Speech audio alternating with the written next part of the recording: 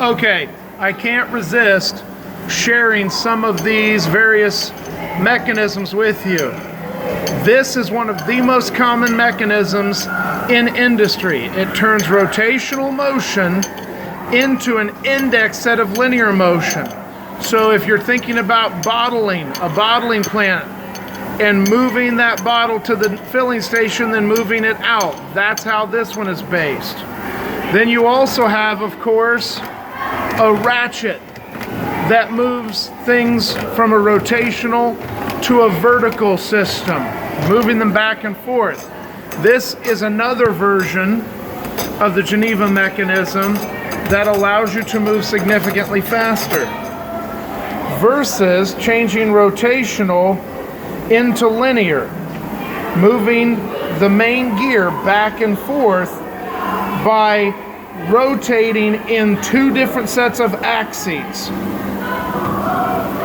Then of course you have your classic spur gear that we're used to, but take a look here. We're going to talk conics eventually. It doesn't look as if these two gears should work. These make a lot of sense. They're just round circles. But take a look here.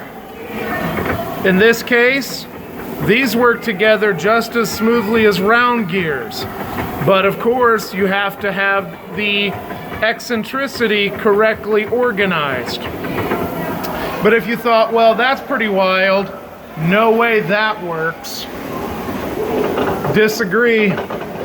Two squares rotating in perfect mesh. So ladies and gentlemen, there's a lot more to math than we think about.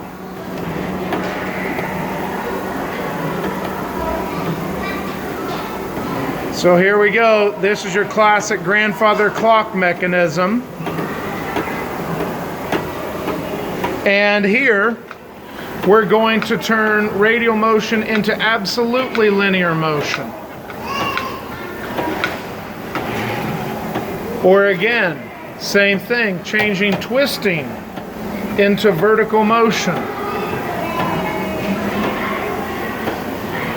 Here we have just every different variety of motion available.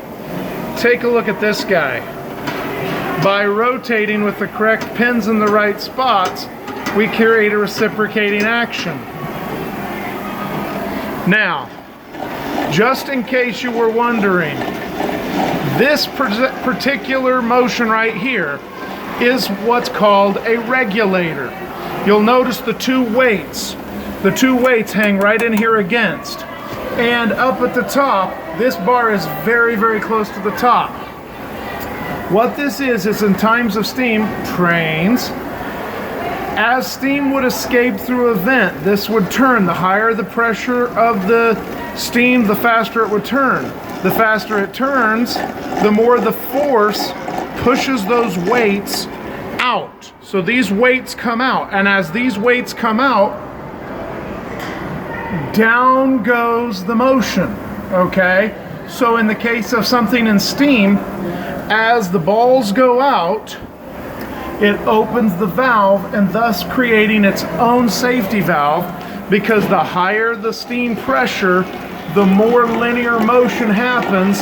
This is what's actually called, and where the phrase emanates, running balls out. Because normally these little circles are actually steel balls. So if you're running at high pressure, you're running at balls out.